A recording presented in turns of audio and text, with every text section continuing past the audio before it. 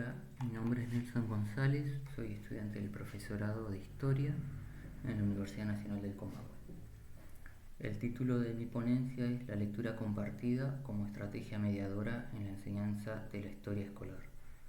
Reflexiones sobre una experiencia de práctica docente en la escuela secundaria neuquina. Mi experiencia de práctica estuvo situada en el CEPEM número 12 de Neuquén Capital en el curso tercero E, a cargo del profesor conformador Facundo López. Y fue un trabajo realizado en dupla con mi compañera Mariela Barrio Nuevo. El tema que nos había tocado era eh, el conflicto entre Buenos Aires y las provincias luego de la independencia entre las décadas de 1820 y 1850. Decidimos abordar este tema desde la dimensión socioeconómica y los contenidos que decidimos abordar en esa unidad son estos, los cuales fueron distribuidos en 4 encuentros porque ese curso tiene 3 horas de historia solo los días jueves. Tienen primero 2 horas, después tienen otra materia y en la última hora tienen otra vez historia. Entonces esos temas los repartimos en 4 encuentros. Mi primer acercamiento a la actividad de la lectura compartida tenía concepciones acerca de lo que era esa actividad que son diferentes a lo que son ahora finalizando las prácticas docentes. Y se me ocurrió incorporar esta actividad en la práctica porque el profesor conformador me había comentado que era una estrategia que para ese curso en particular, para tercero E, le resultaba productiva.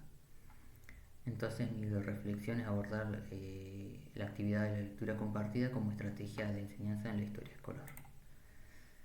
En la primera clase nosotros realizamos preguntas orales a medida que los alumnos leían un párrafo cada uno. Esas preguntas estuvieron referidas a identificar y describir tiempos, espacios y actores sociales. Lo que dio como resultado una lectura grupal superficial orientada a reproducir los contenidos.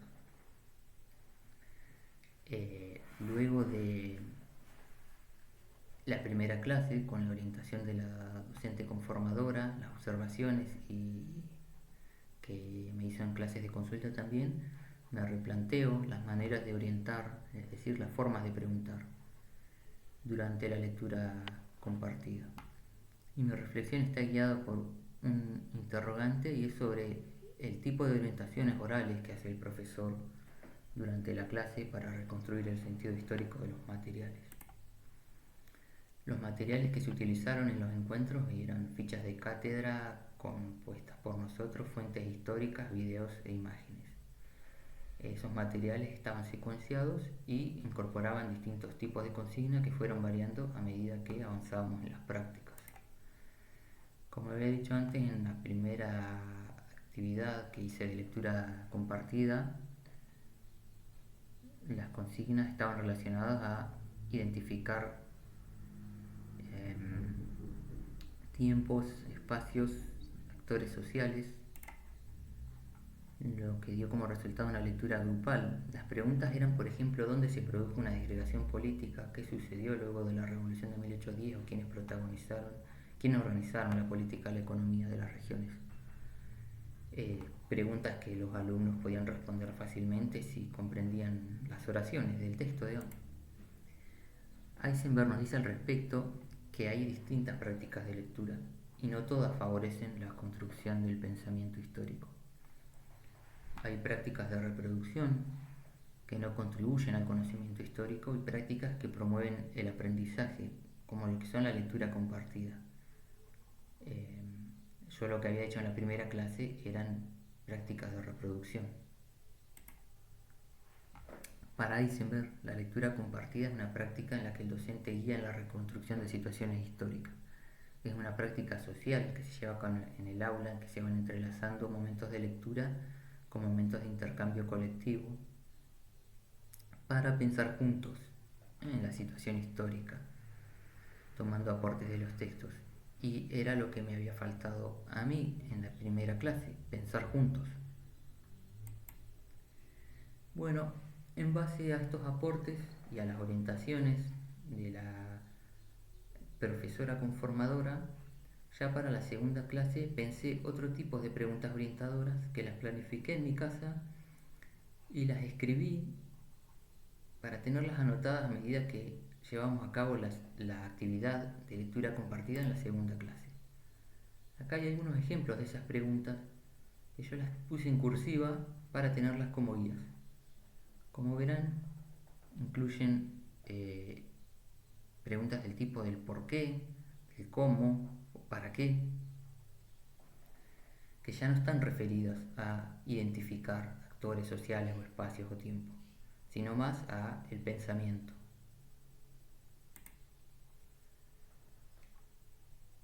Y lo que dice Eisenberg, que la lectura es un proceso interactivo, que provee insumos imprescindibles, pero que por lo general se cree que el trabajo intelectual interesante viene después de la lectura, a partir de la supuesta información ya extraída.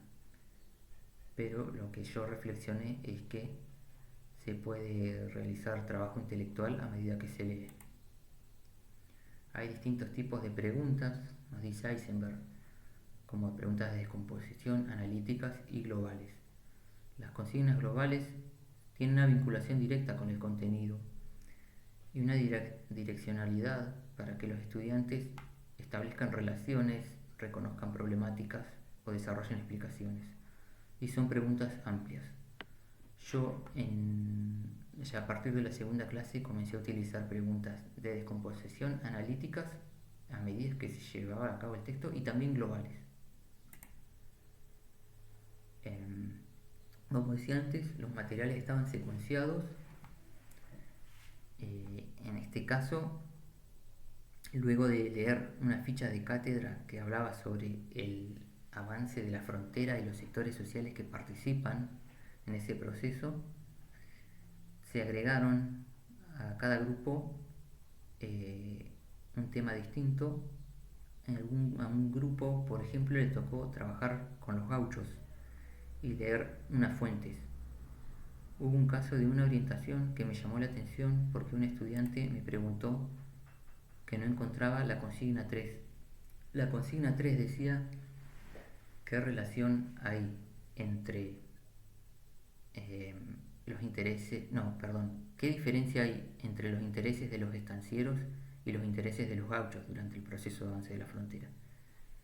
Y él, señalándome la fuente, me decía que no podía encontrar la respuesta ahí. Entonces, lo que yo hice es preguntarle si en base a lo que habíamos leído sobre los distintos sectores, si él pensaba que los estancieros tenían los mismos intereses que los gauchos. Y luego de darle una orientación a través de preguntas, le dije que podían pensarla y escribirla en la carpeta.